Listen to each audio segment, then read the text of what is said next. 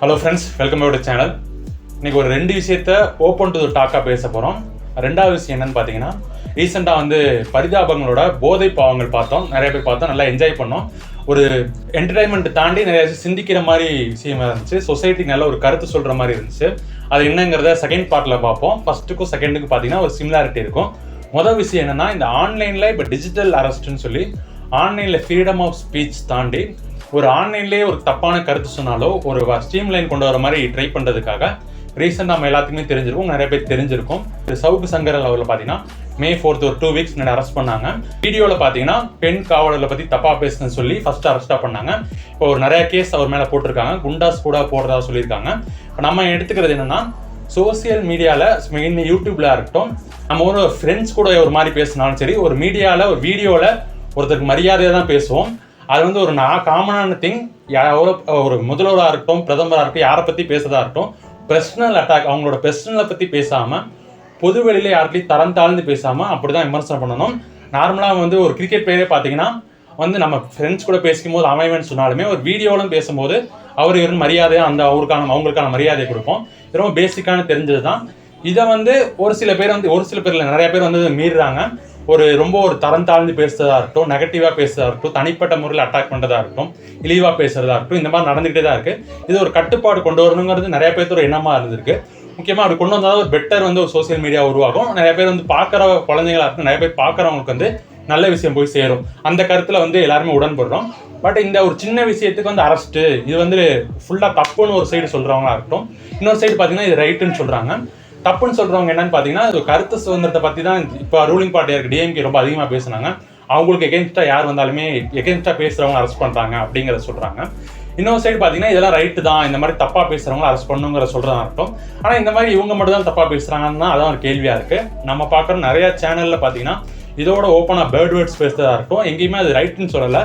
அது எல்லாமே ரொம்ப தப்பு தான். பட் அவங்க மேலே நடவடிக்கை எடுக்கலான்னு கேட்டால் கொஸ்டின் மார்க்காக தான் இருக்குது. இது ஒரு சைடுங்க. ஒரு வழியே பார்த்தீங்கன்னா சோசியல் மீடியாவில் ஒரு ஸ்ட்ரீம் லைன் கொண்டு வரணுங்கிறது எல்லாரும் எதிர்பார்ப்பாக இருக்குது. பட் எவ்வளோக்கு எவ்வளோ அது ஆக்டிவாக கொண்டு வராங்க, ஒரு தரப்பு மட்டும் இல்லாமல் எல்லாத்து மேலேயும் கொண்டு வரணுங்கிறதா நம்ம ஒரு ரெக்வெஸ்ட்டாக சொல்கிறோம். இதுக்கு சிமிலராக இன்னொன்று போதை பாவங்களை ஏன்னு சொன்னேன்னு பார்த்தீங்கன்னா, போதை பாவங்கள் தமிழ்நாட்டு மட்டும் இந்திய அளவில் தமிழ்நாட்டில் ரொம்ப அதிகமாக இருக்குதுன்னு சொல்லலாம். நம்ம கண்ணெதிரே பார்க்குறோம். டாஸ்மார்க்காக இருக்கட்டும், எல்லா இடத்துலையும் வந்து கூட்டம் அதிகமாக வருது. ஒரு தீபாவளி பொங்கலுக்கு வாரிசு அதிக கலெக்ஷனாக, துணிவு அதிக கலெக்ஷனாக பார்த்தீங்கன்னா அதை விட அதிகமாக டாஸ்மார்க் கலெக்ஷன் பண்ணிட்டு இருக்கு. டாஸ்மார்க் ஒரு சைடு போனாலும் இப்போ அதையும் தாண்டி கஞ்சா இந்த மாதிரி போதை இருந்து பேப்பரில் படிக்கிறதா இருக்கட்டும், ஒவ்வொரு சைடு பார்த்தீங்கன்னா முன்னாடி ரொம்ப பெரிய சிட்டிலாம் வந்துட்டு இருந்தது. இப்போ கிராமங்களாக இருக்கட்டும், மிடில் டவுனாக இருக்கட்டும், எல்லா ஏரியாவுக்கும் வந்து ரொம்ப ஆக்சசிபிளாக கிடைக்குது அப்படிங்கிறது ரொம்ப வந்து கவலைக்குரியமான விஷயமா இருக்குது.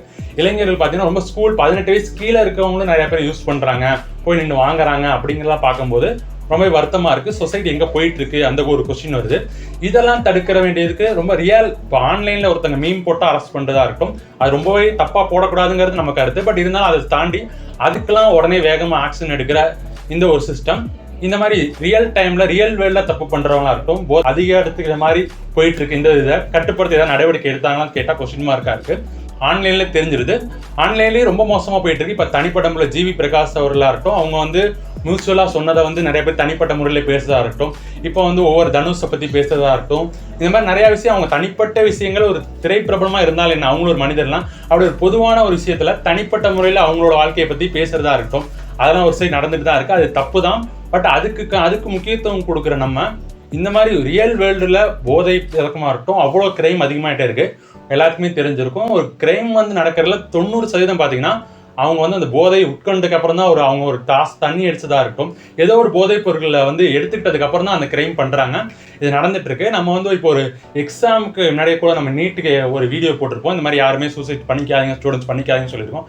அந்த மாதிரி ஸ்டூடெண்ட்ஸ் அந்த மாதிரி உயிர் போகிறதா இருக்கட்டும், ஒவ்வொரு எக்ஸாம் நடந்து கொஞ்சம் பேர் உயிர் போகிறதா இருக்கட்டும், டெய்லிக்கு பார்த்தீங்கன்னா ஆக்சிடென்ட் மூலியமாகவும் சரி, ஏதோ ஒரு விதத்தில் இந்த போதைப் பொருள் சம்மந்தமாக சரி நிறைய பேர் வந்து டெய்லிக்குமே இறந்து போயிட்டு இருக்காங்க. இதை வந்து எவ்வளோ முக்கியத்துவமாக யாருமே பேச மாட்டேங்கிறாங்க. இதை வந்து கடந்து போயிட்டு ஒரு ஆன்லைன் ரம்மி, அது ரொம்ப தப்பு தான். பட் அதில் வந்து ஒருத்தங்க 2 பேர் சூசைட் பண்ணிட்டு அதிகமாக பேசுகிறோம். பட் இந்த போதையினால அவங்க அஃபெக்டே ஆகாமல் ஒருத்தர் வந்து ஒருத்தர் தண்ணி அடிச்சுட்டு ஒரு வண்டி ஓட்டிட்டு இருப்பான், ஒருத்தர் அவன் பாட்டு நார்மலாக போயிட்டு இருப்பான், அவன் மேலே இடிச்சு வந்து 2 பேருக்கும் அடிபட்டதாக இருக்கும். ஒரு சின்ன ஆக்சிடென்ட் நடந்தாலும் எவ்வளோ பெரிய இழப்பாக இருக்கும் உங்களுக்கு. அதெல்லாம் ஒரு சைடு போயிட்டு தான் இருக்குது. இந்த மாதிரி விஷயத்தை யாருமே கேள்வி கேட்க மாட்டேங்கிறாங்க, பெருசாக நிறைய பேர் போய் சேர மாட்டேங்குது. ஸோ நம்ம ஒரு ஓப்பன் டாக்காக நமக்கு ஒரு விஷயம் படுது, சொசைட்டியில் ஒரு டிஸ்கஷனாக கொண்டு போகலாம். உங்களோட ஒப்பீனியன்ஸை கமெண்ட்டில் சொல்லுங்கள். இந்த மாதிரி விஷயத்துக்கு இன்னும் முக்கியத்துவம் கொடுக்கல. ஏன்னா முன்னாடியே வந்து தமிழக முதலமைச்சர் வந்து நிறைய சொல்லியிருக்காரு, நான் இந்த மாதிரி செயல்படுத்துவேன், சர்வ அதிகாரியாக செயல்படுவேன், தப்பு யார் செஞ்சாலும் நடவடிக்கை எடுப்பேன், அந்த மாதிரிலாம் சொல்லியிருப்பாரு. எப்போ எடுப்பீங்கிற ஒரு கொஸ்டினாக ஒரு தமிழக ஒரு வாக்காளராக நம்ம ஒரு கொஸ்டினை கேட்குறோம். ஏன்னா வந்து இன்னமும் நம்ம வந்து ஒரு கான்ஸ்டியூஷன் மேலேயா இருக்கட்டும், சிஸ்டமாக இருக்கட்டும், நம்பிக்கை வச்ச ஒரு ஆள் தான். ஒரு 20% 25% மாதிரி எதுவுமே நம்ப மாட்டேன், யாருமே எல்லாருமே மோசம், நான் ஓட்டு போட மாட்டேன், எதுவுமே பண்ண மாட்டேன் அப்படிங்கிறதுக்குள்ளே நம்ம வர மாட்டோம். நம்ம இன்னமும் நம்பி சேஞ்ச் நடக்குங்கிற எக்ஸெப்ட் பண்ணுறோம். ஸோ இந்த மாதிரி விஷயத்தெல்லாம் முக்கியத்துவம் கொடுத்து கொண்டு கம்மி பண்ணோம். ஏன்னா தமிழ்நாட்டில் ஒரு டைமில் எல்லாத்துக்கும் நம்ம ஃபேமஸ் ஆகிட்டுரும். இப்போ வந்து போதை விஷயம் அதிகமாக பேசுகிறது வந்து ரொம்ப கவலைக்குரிய விஷயம். இதை வந்து குறைப்பாங்களா அப்படிங்கிற கொஸ்டினோட உங்களோட ஒப்பீனியன்ஸ் என்ன கொண்டு வந்தால் இந்த ஒரு பழக்கத்தை வந்து தமிழ்நாட்டில் வந்து கம்மிப்படுத்தலாம். ஏன்னா எதோ முக்கியத்துவம் கொடுக்கணும், இது ரொம்ப முக்கியத்துவம்னு சொல்லி நம்ம நினைக்கிறோம். உங்களோட ஒப்பீனியன்ஸை கமெண்ட்டில் சொல்லுங்கள். தேங்க்யூ ஃபார் வாட்சிங். Keep supporters. ASR Tamil channel subscribe.